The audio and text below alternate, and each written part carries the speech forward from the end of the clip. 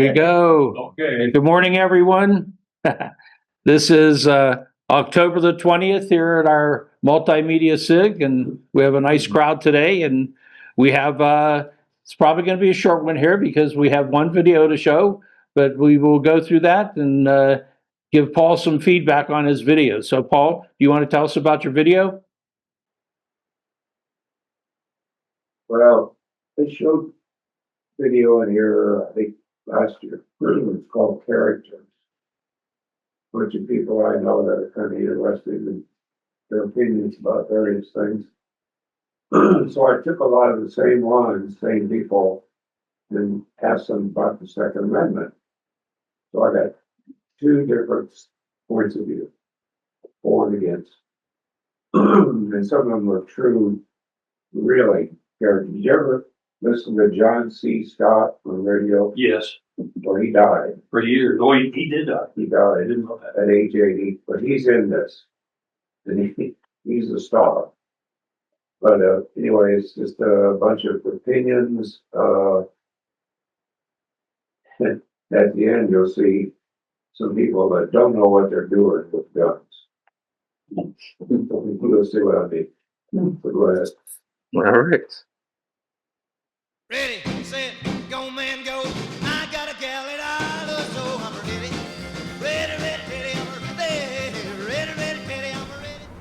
I believe everybody should carry a gun, and if I were in charge of this nation, I'd put you in jail if you didn't carry a gun.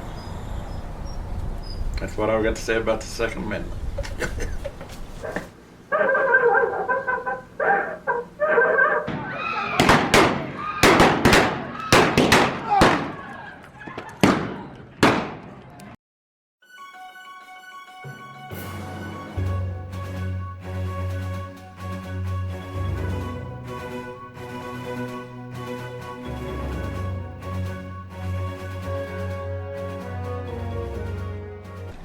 The Second Amendment, what does it say and what does it mean?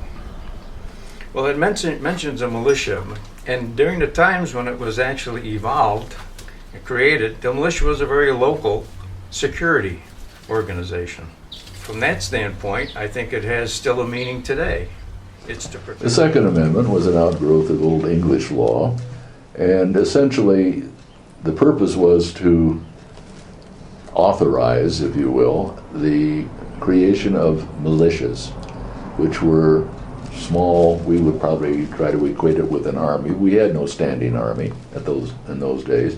So this was to provide for the creation of militias, which were volunteers of all the farmers and the merchants and other citizens of the young states who would come together as a kind of armed force to defend the country. And The First Amendment is freedom of speech. The Second Amendment is right to bear arms. In my opinion, there would not be a First Amendment if we did not have the Second Amendment. Ownership today? With the longer-term development of our society, it has been misconstrued for necessity. We have a standing army, we have a navy, we have a Marine Corps, and it is no longer necessary for our freedom for everybody to be carrying a gun. To say we become a great nation and we have large armed forces, et cetera, doesn't necessarily supplant that requirement. We the people must have the right to bear arms to protect our family and our homes and our properties. Personally, I like the Second Amendment, and I know it says it has to do with a militia, but so far the Supreme Court has upheld the rights of individuals to own and carry firearms. And in my opinion, it's a good idea. I think the more armed the populace is, the less we have to fear from our own government. Well, the Second Amendment, you almost have to take it in the context and when it was written. And there was a great fight between states' rights and a strong national government. The right for a militia is really the way I see it. It was a way for smaller groups to not be dictated to by the large group, either an outside force or the federal government itself. I don't believe that the amendment as such was really safeguarding the right of every citizen to carry a gun, but the right of small groups to stand up for themselves, in particular state level governments, to form militias and not be dominated by larger forces. I believe the Second Amendment was put there for us in order to protect ourselves from a tyrannical government. I think the people's right to bear arms is more than just a well-established militia. It does say the people. I think that we all have a right to bear arms. It is given to us with the Constitution because the Founding Fathers knew that if the government got to be like England had persecuted them, that they could not defend themselves unless they had arms. And I believe that is the reason for arms, is to defend yourself in case the government would want to come and take your gold, take your family, incarcerate you. So we need to have legalized guns.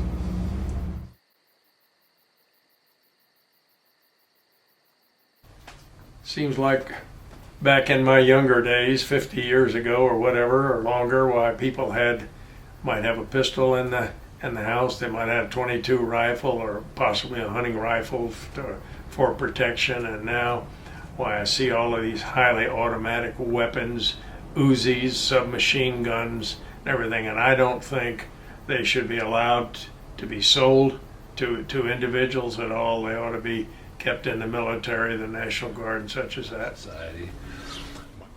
Second Amendment, the right to bear arms, going again, I think everybody should have one. It's better than half the people having one and half of them not. I think everybody should have one. Well, there's no question that we have a bunch of cowards that obviously are legislators and Congress people and nationally elected officials when it comes to guns. They're afraid. They're afraid of the NRA. And the NRA can beat you. It has beaten hundreds and hundreds of people running for public office. That's how powerful they are. And they don't realize, the people that obviously support the NRA, that this is not about gun ownership. This is about the manufacturers of guns that control the NRA, and the NRA obviously is a mouthpiece for these manufacturers. It's about money. The Second Amendment preserves the right of American citizens to keep and bear arms. I think that the current controversy over the Second Amendment is a puzzle. The Founding Fathers of the country, I think, had it right, and for a couple of reasons, but probably foremost would be for the right of Americans to protect their family and loved ones and possessions against intruders in their homes, and also to prevent an overbearing federal government. Weapons, and particularly the weapons that are available today, the high-tech weapons that we have, give individuals and organizations extraordinary amount of power and control over others, and sometimes that is not a very safe thing to have. So I think we do need regulation of arms in today's world. My main issue is with the ability of an individual to walk into a gun store, buy a gun that has the capacity or the capability of firing 30 rounds in 20 seconds or whatever. And the fact we don't put any restriction on this. We don't need that kind of weapon to go hunting. It's stupid. No one wants the government to intrude on their perceived rights, but surely there's got to be some form of control. I mean, if people can just go in without a check and feel that they've got the right to get any weapon and go out and even lend it to their mothers or their children or their aunts or their nephews and sons to go out. I mean, look at all of the damage that's being done. How many people have we got to carry on killing in this country before we come to our senses? A large faction of our populace now believes that amendment gives them the right to possess any and all weapons that are available. I disagree. I don't think the average citizen needs all the assault weapons that they think they do, and I'd be surprised if we ever do have that need. And but if the need arose, then I would probably be open to changing my mind. But at this point, I don't believe that's the intent, nor should be the practice. I think everybody should have the right to bear arms, and gun control is a necessary item, especially for the heavy equipment guns, like the grenade launchers and things like that. Those need to be in the hands of the military. Those don't need to be in the hands of a John Doe. As being a police officer for 24 years, I have no doubt, and I feel very strongly that there does need to be some gun control. I own several guns myself, but there's just some weapons out there that people just don't need to have. The only restriction that I can think of that they should have is that it can't remain unloaded. Should we be allowed to have bigger and bigger weapons, more powerful, more lethal weapons? What about assault rifles? Do we really need them? What about the size of a magazine? Do we really need 100 clips in a magazine? Could we have assault rifles? Could we have rocket launchers? Where the hell does it end? From the standpoint of working as an appellate judge, is that when people carry guns, have them readily accessible, they get into situations where they use them and people end up hurt or killed that would not otherwise happen but for the fact that they have a readily available gun. Not too often in my experience. In fact, I can't think of one instance where anyone stopped a crime with a gun that they were carrying. They usually end up committing a crime. Along the way, this country is going to have to decide, what weapons do we want in the hands of just the normal citizens of this country? You want a bazooka in their hands? You want hand grenades? What kind of weapons do you really want to allow the public to have? Well, obviously, an AK-47 is a weapon of war, not a weapon of self-protection. And the carnage from this policy is becoming more severe each and every year and each and every day. Anything less than ICBM is fine. Right? Does a person have a right to own a cannon? Well, I don't think even the head of the NRA would take that position. At least I don't think so.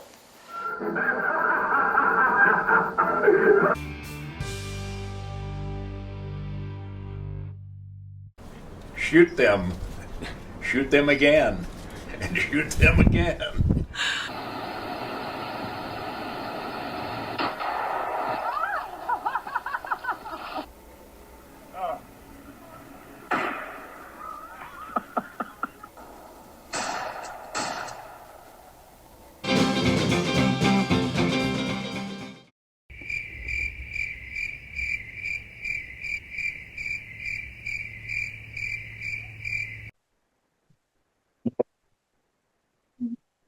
What'd you think?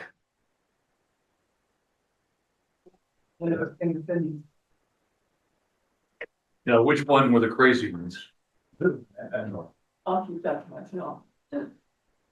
I don't know, from a technical standpoint, the subject matter aside, I just thought when you're putting names and things up, I don't know, I would like to see a more consistent type of transition or something instead of a variety. I mean, the announcer was red and blue coming in, and sometimes you had backgrounds to them, sometimes you didn't have backgrounds to them. At one point, the screen opened and this woman came out for like a second and then she was gone. There were three flash frames. Yeah. It's just, people just popped up and. They just walked in on your interview? Yes. So I didn't understand what their purpose was. There wasn't. There was no purpose? No, they just accident. Oh, well, now. Yeah. Well, the one thing it did show was that there's such a wide variety of opinion, even in the West, over gun ownership and use. I thought it was an interesting piece. It was flawed from an editing standpoint, but it did show the opinions that are all over the sky. Was that your purpose? Yeah, well, sure. I noticed that for some of the people, I indicated who they were, and others. Right. It wasn't very long. Probably wasn't long enough for people to understand. You know, the guy with the really deep voice, the older guy. Yeah. he ran a PBS station in Missouri. Rod Gillette was his name. He was very sharp.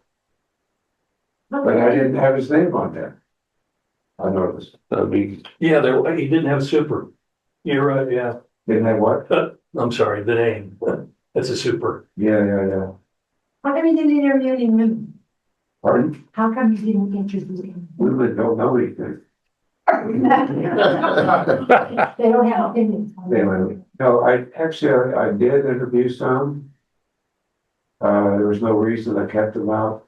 They all had good opinions. I just couldn't, it just happened. These guys were the kind of, I thought, the best characters. Oh, okay. So you're looking more for Yeah, the wow factor. yeah, I think so. Well, I'll keep that in mind. I could only have it from, And your women that when you look at men, yeah, when you look at gun control, they're all, most of them are run by women because of their feelings about children and schools. It's very important for these officers. Right. What period of time did you interview these people? What period of time? Over what period of time? I mean, did you just say, hey, this is a project I want to do, I'm going to go out and find these people and interview them? Or as you're out and about, you just stop and say, hey, what's your opinion of the Second Amendment? And video it and then save it. Interviewed all these people about different things. Every one of them that were talking, they might have had 10 opinions about 10 things I asked them. You know, I just took the Second Amendment part out of each one. Some of these were done in Colorado 10, 12 years ago. The one guy said it's not necessary for everybody to be carrying a gun. That was 15 years ago. And he was 89 at the time. So, yeah. Interesting. Any other comments, questions? Pardon? The what? Matt? You know, the way it was organized, the name, and they often were sitting in what looked like the same place, which gave it continuity. Are most of these people still alive? Most of them. The one guy, John C. Scott, of course, he died. And Marty Camacho, who was the, if you remember him, he was the state trooper. Well, he got Parkinson's and he died. It would just be interesting to go back if it was 10, 15 years ago on most of this. Yeah. To ask them again, what do you think? With all of the church shootings, the school shootings, have any of them changed their mind? I have a feeling they have not. That's why I'm not you sure. need, What's that? that's why you need more very brief. Yeah. No. No, I thought it was a pretty good mix. Pretty good mix of people from the West. Yeah, I thought it Not was East very Coast well now. done. Very well done. That these people weren't from the East Coast? Is that what you're saying? Or they have different These were opinions? People from the West and just different opinions about guns versus if you went to Long Island. Yeah. All righty. Or Chicago. Yeah. Or Chicago. Yeah, it's much different today and everything. So, well, that's the only one we have that we're recording for today and everything. So we're going to bid adieu